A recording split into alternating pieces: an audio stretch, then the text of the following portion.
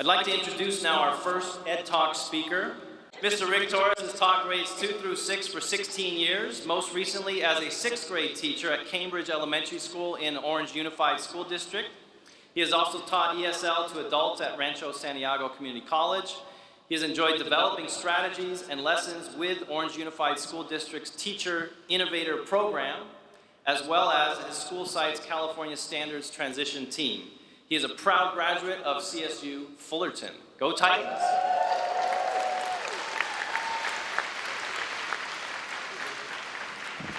All right, good morning, everybody. Thank you for being here. I know it's summertime, and I appreciate your time.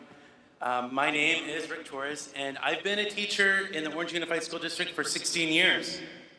I had a really amazing thing happen to me in my classroom this year, and I'm here to share with you what occurred. As a teacher, it's always my ambition that when my kids leave the classroom, they know how to set a goal and that those goals are achievable. No matter the obstacles, they need to understand that quitting is not an option. But in this world of instant gratification, it's difficult to teach students to persevere. That through resilience and perseverance and determination, what may seem impossible is attainable. This last school year, I taught a lesson originally crafted by a teacher named Katie Staff called the Resilience Cafe.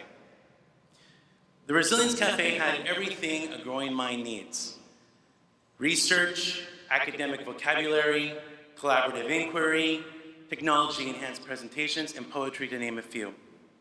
Most importantly, though, the students would discover on their own what resilience was and how it could be applied to their lives. We began by meeting Jack Pariser, a survivor of the Holocaust. The opportunity to speak with and ask questions to a person who had witnessed mass extermination of his community was a once-in-a-lifetime opportunity. Students prepared questions after watching a documentary. They critiqued each other's questions and revised them in collaborative groups. Then they had the opportunity to ask Jack those questions. His story was no less than incredible. They asked about how he was almost left behind by his family in a prison, but managed to escape through perseverance and luck. They asked about his thoughts as he hid in a hole with his entire family for 2 years. His answer: he simply existed.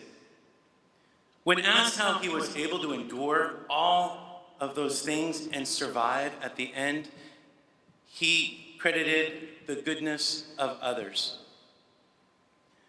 One thing that Jack told me was that there was no anger towards the people who caused the suffering, that his way to survive was to be grateful to those who put their lives on the line to help him survive. Jack relived the pain as he shared his answers. His message to my students: just because you failed the first time, it doesn't mean you won't succeed. All you need to do is try as many times as you can and get there if you want to. He applied this idea to finding numerous hiding spots, earning money for survival by selling vodka to Russian soldiers. Right. After coming to the United States with only a 4th grade education, he took entrance exams to colleges. He took one for law, another for medical school, where he could not pass. After having many doors closed in his face, he finally passed and was accepted to an engineering school and went on to become a chief scientist at Hughes Aircraft. Jack, throughout his life, refused to fail.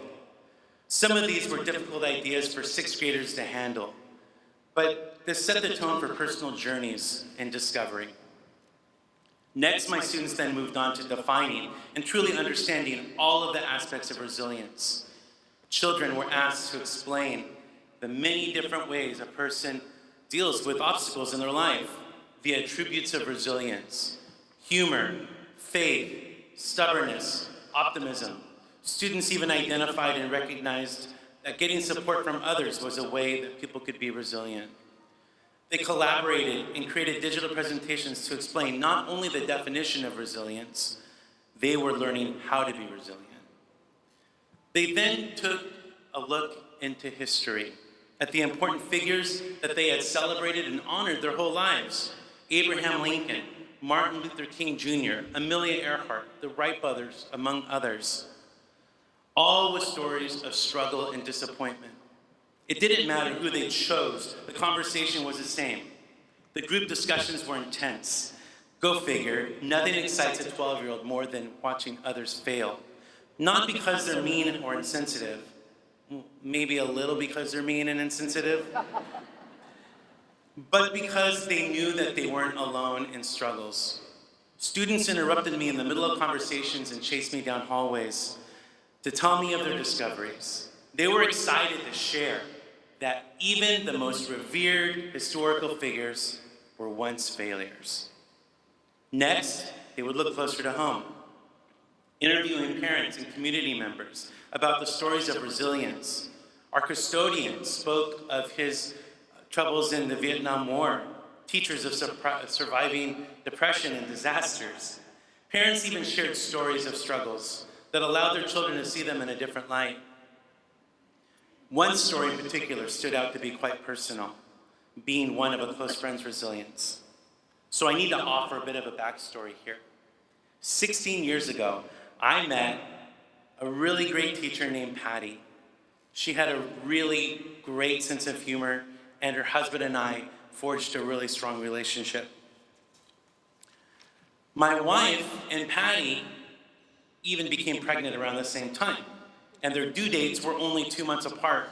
I was there when her daughter Elizabeth was born, and I've gotten to watch her grow as years have passed. In 2006, as Patty got up to teach another day, it was a regular day, she suffered a stroke, which caused damage to her memory and ended her job as an educator. Though I had been there for Patty as a friend through this troubling time, I'd never really talked about her resilience, her struggles, and how she overcame. As it turns out, Elizabeth, her daughter, ended up in my classes last year and chose her mother to interview about the experience. To hear Elizabeth stand before her peers and share her mother's story of resilience was emotional and uplifting. The interaction between my students following this was one I'd never experienced. They were supportive, understanding, trusting. They were discovering meaning through their own experiences. All the while I was astonished by the learning taking place. The honesty and trust students shared in collaborative groups, the conversations went deep and were thoughtful. The critical thought about how to present their stories that they had been told with some sort of respect. They weren't only gaining skills as better writers by expressing meaningful and personal stories that they had become vested in, but a greater understanding of existence. The project concluded with a spoken word poetry night. The students dressed in their best, ready to share what they had written and rehearsed. What took place in that room that evening was life-changing.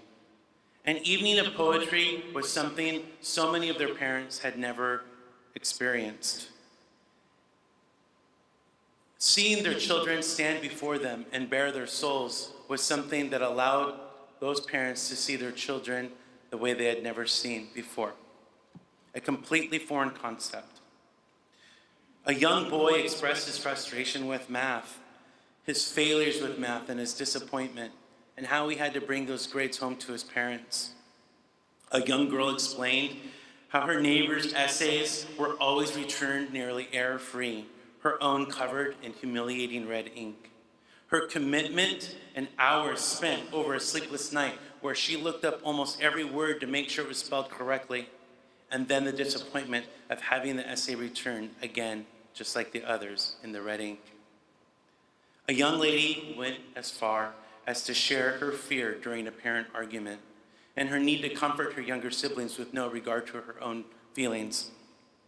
They all had learned that no matter the obstacle, they would and could persevere. One of those students is here today to share a portion of her poem. My dear friend Patty's daughter, Elizabeth Rayburn, is here to share a portion of her poem. Elizabeth?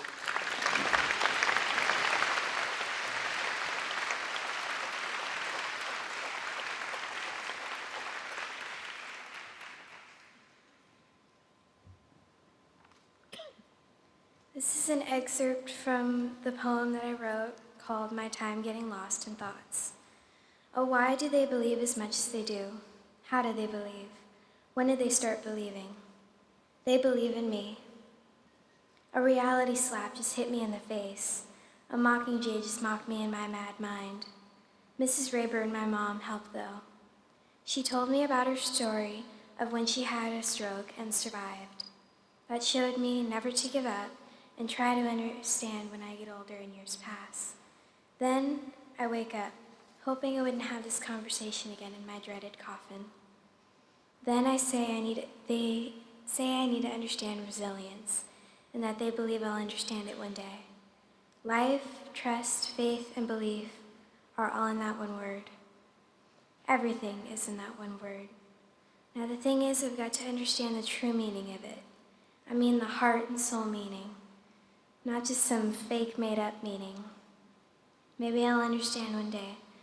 Maybe not. Fate decides. Thank you.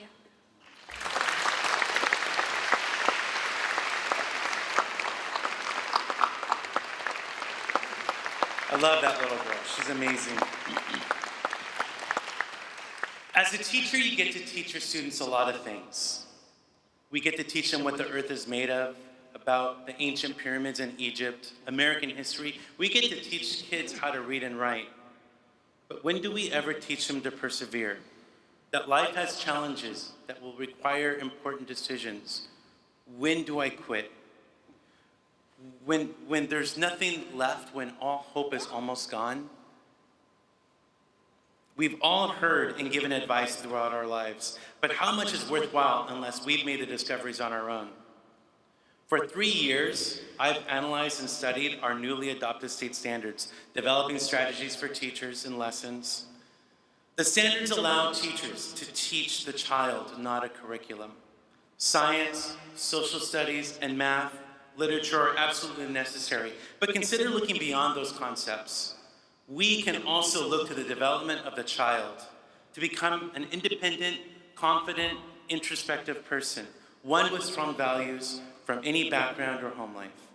We can provide instruction that is meaningful over a lifelong experience. We can teach them to be resilient. Thank you.